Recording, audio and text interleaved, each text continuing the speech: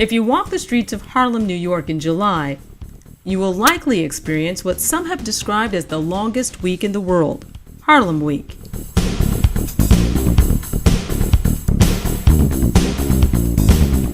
But in 2016, festival organizers took a chance on something that could have turned into a political powder keg. Gracias a Harlem por invitarnos a los músicos cubanos a estar en esta fiesta con ustedes. They added a chapter in their more than 40-year-old Harlem Week history and entitled it the Harlem Havana Festival.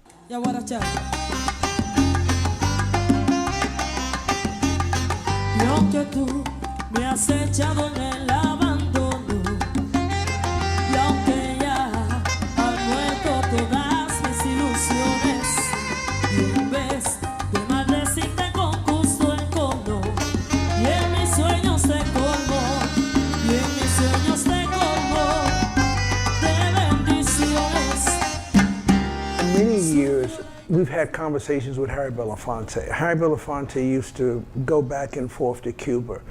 We always had a curiosity about Cuba. Lloyd Williams, our president, his mother was born in Cuba, his father was born in Jamaica. My grandparents are Jamaicans, and in my family, through intermarriage, we intermarried with Cubans also. We had major Cuban performers who were based in the States who would come in and perform during Harlem Week. The difference is that about 5 years ago, we started really expanding on this Cuban concept. And by the way, I should mention that part of what brought the Cuban component to us was the hip hop artists. Dougie Fresh and DJ Red Alert and all of those persons started talking about what are we going to do with Cuba. They were having music festivals in Cuba, etc. What are we going to do to bring them over? From 1987 to 88, every year to come, the bass will still be dumb and bounce. Selling death round by the ounce, and if you ain't with it, it's a thought. Many people don't know that literally Bill Clinton had set the date to remove the embargoes against Cuba, and many of us were looking forward to going to Washington for the signing of that bill.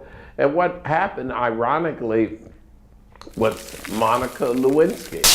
And Monica Lewinsky's scandal took place, and Cuba was put on the back burner.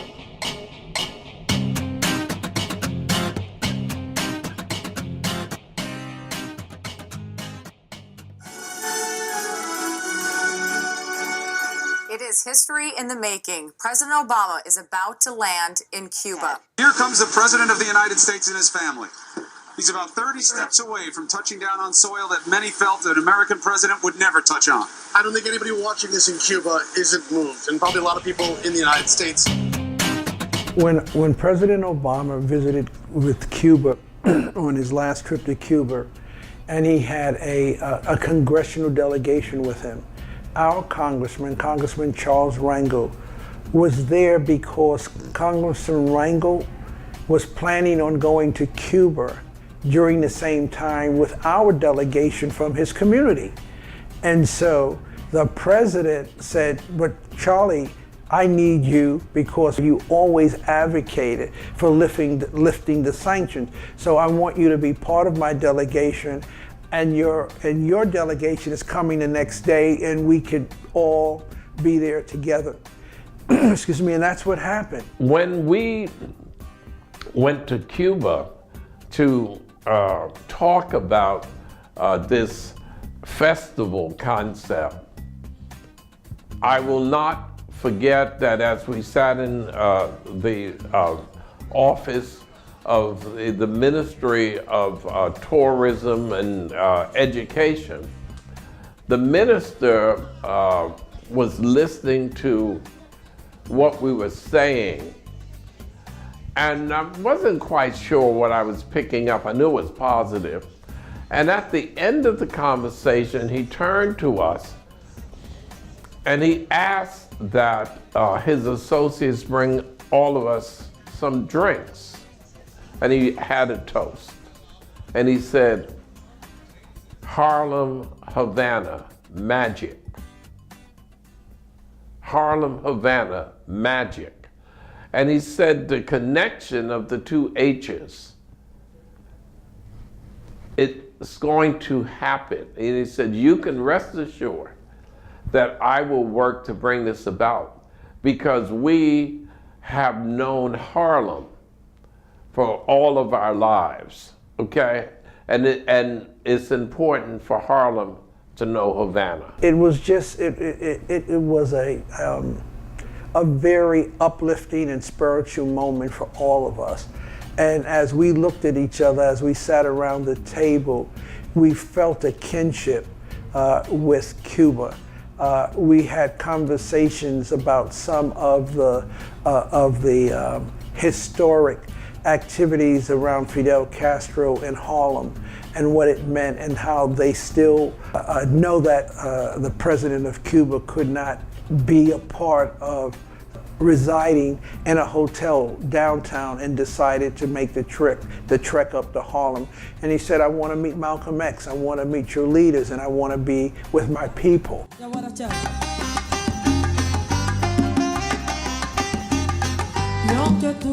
In the weeks following, Harlem Chamber of Commerce members toured Cuba, taking in the sights and sounds of Havana.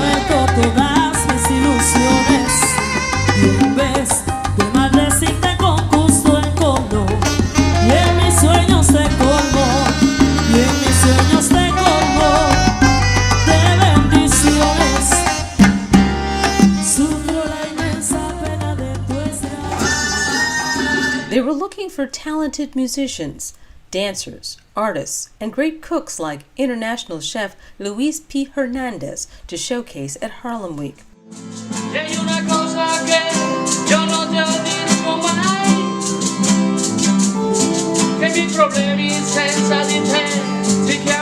Hernandez runs La Calesa Real restaurant. A meal here is a true cultural experience.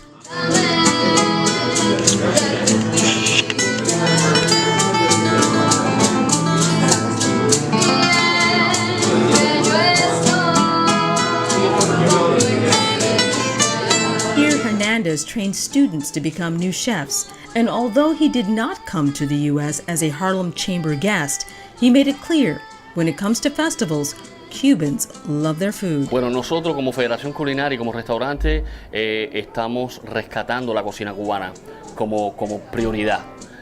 Estamos rescatando los platos típicos de la abuela, los platos de los mambises, los platos antropológicos, y eso es lo que hacemos. En el restaurante, por ejemplo, tenemos el cordero al vino tinto, tenemos las masas de cerdos confitadas, tenemos la ropa vieja, que es un clásico de la cocina nacional, tenemos pescado, tenemos los arroz y los frijoles negros, que también son un clásico de nuestra cocina, los tostones rellenos, las frituras de malanga, en fin, estamos enfocados en defender la cocina nacional, y es lo que hacemos. También tenemos un proyecto de formación para jóvenes del gobierno de Habana Vieja, donde muchos jóvenes vienen y pasan un curso de cocina aquí con nosotros, otros pasan un curso de salón o servicio, otros van a la cocina, otros van al área del bar, donde pueden aprender. Es un proyecto para jóvenes emprendedores, donde los jóvenes que estaban sin trabajo,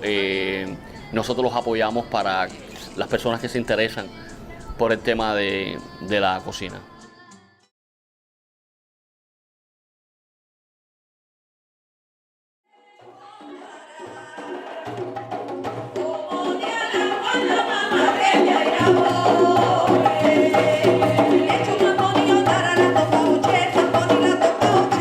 Mi nombre es Eva de Espaine y soy la directora de la compañía folclórica femenina Obini Batá. Es la primera y única compañía folclórica femenina de Cuba, formada por las primeras mujeres que percutieron los tambores batá. Vamos a tratar de hacer una muestra precisamente de la influencia afro en nuestra cultura a través de toques, cantos y danzas yoruba, una canción popular con temas yoruba y la rumba.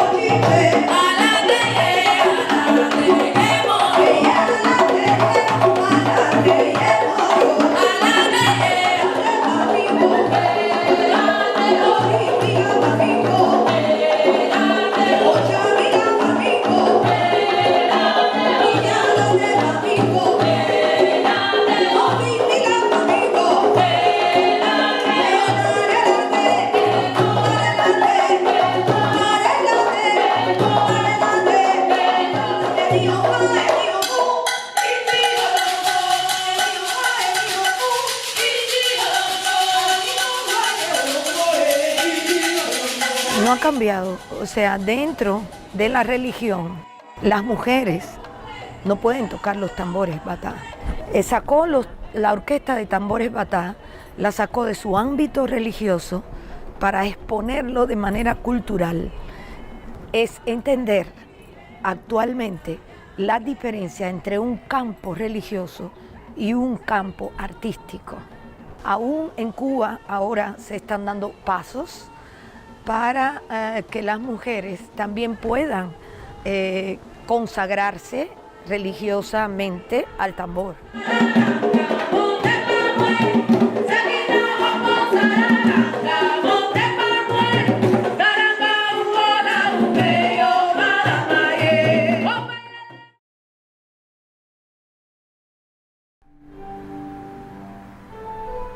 Harlem Chamber members were also surprised to find this small gem right outside of Old Havana. It's La Iglesia Bautista Ebenezer, or the Ebenezer Baptist Church, and it's modeled after the Ebenezer Baptist Church in Atlanta, Georgia, the site where Dr. Martin Luther King Jr. co-pastored and preached. Credit to Reverend Al Sharpton, because he was the one who told me that existed, okay? And Reverend Sharpton and I are committed to go to Cuba. We were going a couple of times and a couple of things happened, but I had no idea that it existed. Creamos el Centro Martin Luther King. Empezamos a construir en el 1985 y ya para el 25 de abril de 1987 fue organizado. Por cierto que en el acto de inauguración del centro, la viuda del doctor Martin Luther King envió una carta de alegría porque en Cuba había surgido una institución con el nombre de su esposo. Bueno, si quieres, está invitada. Pero lo que mayor felicidad me da es que cada vez están llegando a Cuba más norteamericanos. Y esos norteamericanos están aquí una semana, 10 días. A veces nosotros tenemos estudiantes aquí por 3 meses, por 1 mes. Y uno se da cuenta que ellos vienen con una mentalidad que ha sido fabricada por los medios de comunicación por más de 50 años.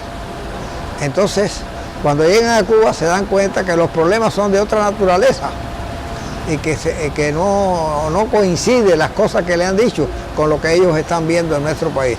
Y regresan a Estados Unidos, no regresan socialistas, no regresan revolucionarios, pero regresan con una nueva subjetividad, con sentimientos de cariño y también de la voluntad de cooperar para que las relaciones entre Cuba y Estados Unidos cada día sean mejores y normalizadas. En primer lugar, tener presente el pensamiento del doctor Martin Luther King, que es un pensamiento de diálogo, no controversial, no confrontación, sino un pensamiento de diálogo, de paz, de reconciliación.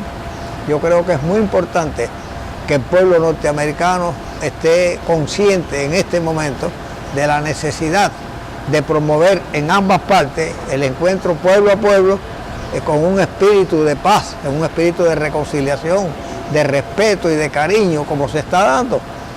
Ustedes lo van a ver, la manera en que los acoge nuestro pueblo con alegría. Y ustedes vienen a Cuba y regresan alegres por haber estado en Cuba. Eso es lo que queremos, ¿verdad? Y no seguir con una retórica agresiva, con medidas coercitivas que nos puedan apartar y aislar de esta hermosa relación que estamos teniendo en la actualidad. Yo creo que ese es el mensaje que nosotros queremos que ustedes se lleven. I think what it kind of says to us is that we are everywhere. We are everywhere. And the movement of humanity, more so, I mean, when we talk about civil rights is a black phenomena, okay? And part of why it exists is, once again, to separate us, to think it's something civil as opposed to human rights. And once you say human rights, it applies to everyone. But whenever you hear the terminology of civil rights, you automatically think, oh, they're talking about some black issues. And so I think the fact that the mission of Dr. King carries forth.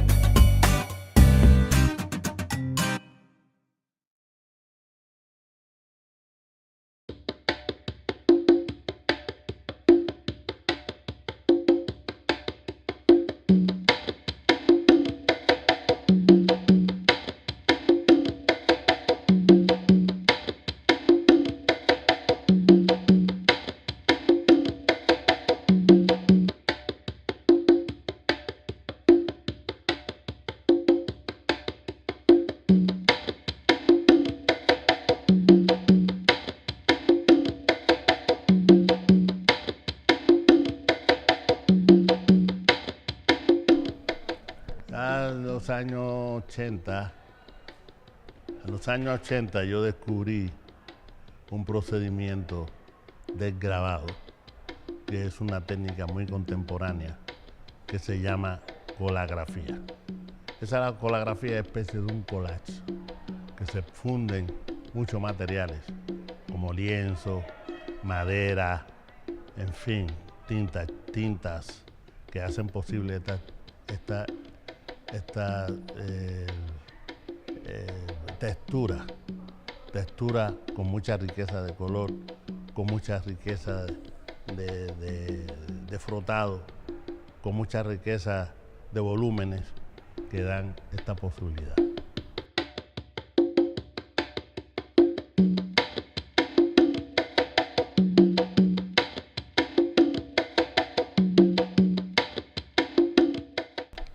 Bueno, primero uno hace el arte, cuando se hace con seriedad, es muy complicado para que te lo entiendan todo el mundo.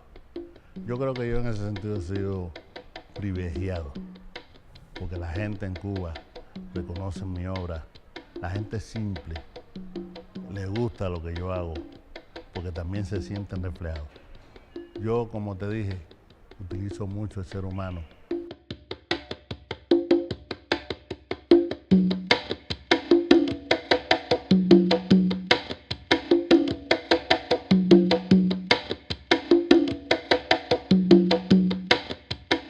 First thing I think about when I think of Choco is black.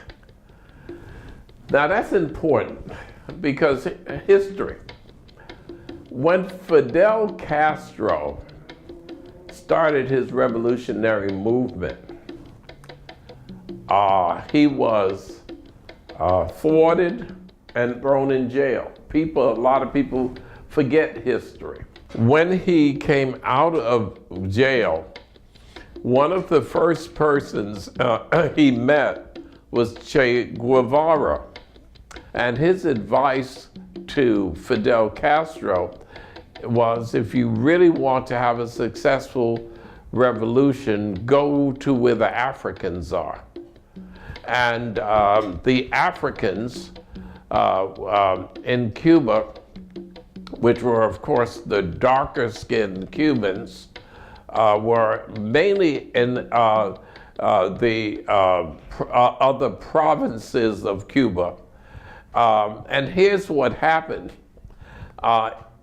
When you go to where revolutions start and are successful, inevitably you will find they're in mountainous regions. The reason for that is that the slaves on the plantations escaped and they went up into the mountains. And the attrition rate of the plantation owners, etc., in going after them, okay, into the mountains, the attrition rate became greater as they had to follow them up the mountains, okay? And so it was easier to fight down than to fight up. So as a result, what you will find is to many of those areas, they left them alone after a certain amount of attrition. Now, what also happened, therefore, is the culture of those who escaped into the mountains remained pretty much intact, okay? So in Jamaica, Bob Marley was from the mountains area. So the point is, the darker Cubans was in Oriente Province in Cuba. And that's where Fidel and Che Guevara went to develop the army to overthrow Batista, because the people in those provinces, they had little to lose. They did not have that much, and they were more independent because they had remained separate and apart for so many years. They escaped the plantations. They knew what happened to their families in the on the plantations. They kept the culture. And so all of that says Choco. When I look at him, that's what I see. I see the Cuban culture. I see what they call the salt of the earth.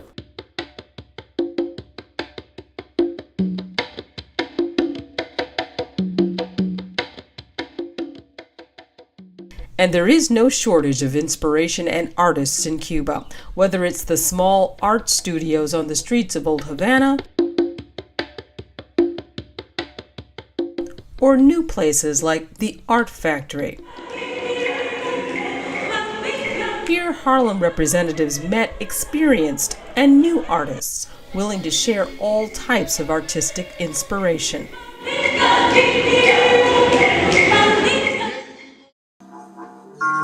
One of many up-and-coming artists is Lacey O'Farrell Nicholas. Nicholas is an accomplished pianist who writes her own jazz compositions.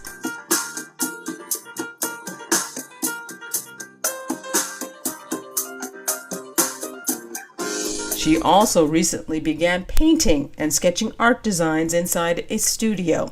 She says despite some success in asking for funding through government requests, becoming a successful artist in Cuba isn't easy. Es un poco complicado.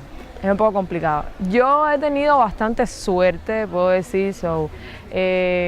Por ejemplo, ahora estoy preparando para hacer 2 exposiciones bipersonales el próximo año. Ya tengo entrevistas en las galerías y tal. Y bueno, poco a poco, con la ayuda de mi familia, la ayuda que pueden darme, la ayuda de mi compañero y su familia, poco a poco lograremos hacer la exposición, pero igual es como un poco complicado, no es tan fácil así, o sea, las oportunidades así no son tan... Y también debido a que en Cuba hay muchos artistas, ¿sabes? Muchos músicos, muchos artistas plásticos, entonces como las posibilidades son menos. Representatives from Harlem found that there were no shortage of tourists, including Americans, visiting here to get a taste of Cuban culture.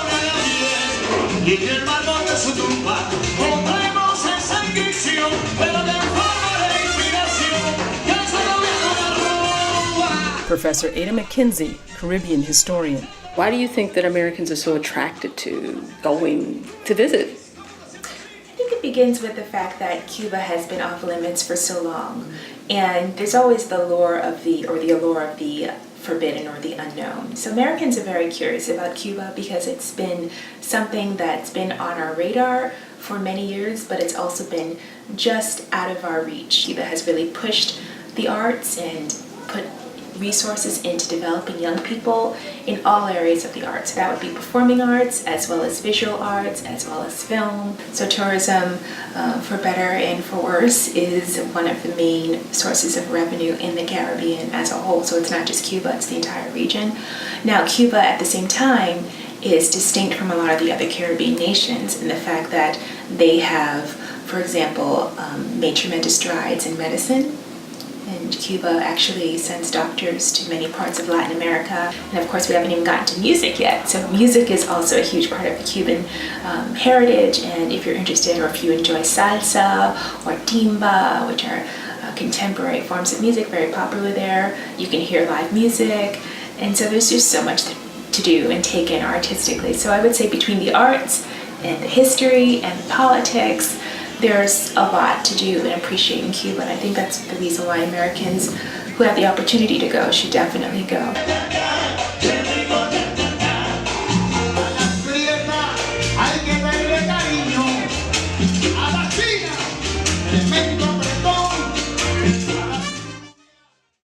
Harlem officials returned to the U.S. determined to include Cuba as part of the larger mission of Harlem Week.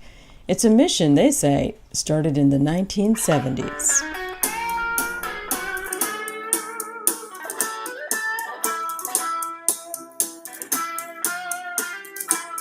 In 1974, in August, a combination of persons, Percy Sutton being one of the lead persons, along with Max Roach, Ozzie Davis, Machito, Ella Fitzgerald, and a few others, came together because at that point in time, that's when urban decay was at its zenith in America, and the crack epidemics and the urban flight and the abandonment and all of those things were pervasive throughout the country. The businesses were shuttered. There were those of us who, like myself, Lloyd Williams, our borough president, Percy Sutton, who lived here, and at the urging of our borough president, for those of us who stayed, he wanted to see if we would be able to create a one-day event to bring people out of their homes to say hi to their neighbors and to celebrate our culture. Harlem has always been a very integrated community. From its early history, at the first turn of the century, we lived, and I've been here for 7 decades. We've grown up with the Latin community, Puerto Ricans primarily, and Cubans in East Harlem. I grew up in a community with Jews and Germans and Cubans and Italians and Irish and people from all over the Caribbean and Brazil and China, of course, the African Americans from the South, etc. So that's the community I grew up in. It was natural for Cuba to come in. Now, Cuba was there because at the beginning of Harlem Week, Machito and Celia Cruz were a part of what we did, so they were always there. And then, of course, you had Dizzy Gillespie with the Cuba aspect of what he did. So Cuba was always there. That we had major Cuban performers who were based in the States who would come in and perform during Harlem Week. And so the tradition of inviting great musicians continues, and international artists like Jorge Luis Pacheco hope he'll return again and share his talent. It's amazing, it's amazing. Normally, even Harlem or New York in general, it's really great, the audience, and they like a lot like Cuban culture and Cuban music and jazz. This is a city for jazz, so when you bring jazz and Cuban style in the same way, they love that, and I'm really happy. I've always felt that culture breaks down barriers of misunderstanding. There are many rewards, and the most beneficial rewards is that this community get a chance to experience this culture at a whole nother level that may not be possible in their lifetime, and it's in their community. Langston Hughes, who also lived in Harlem, used to say about this community that Harlem is a state of mind. Harlem is not, it is not defined by its geographical boundaries, because people from all over the world live here or have lived here or are descendants of people who live here.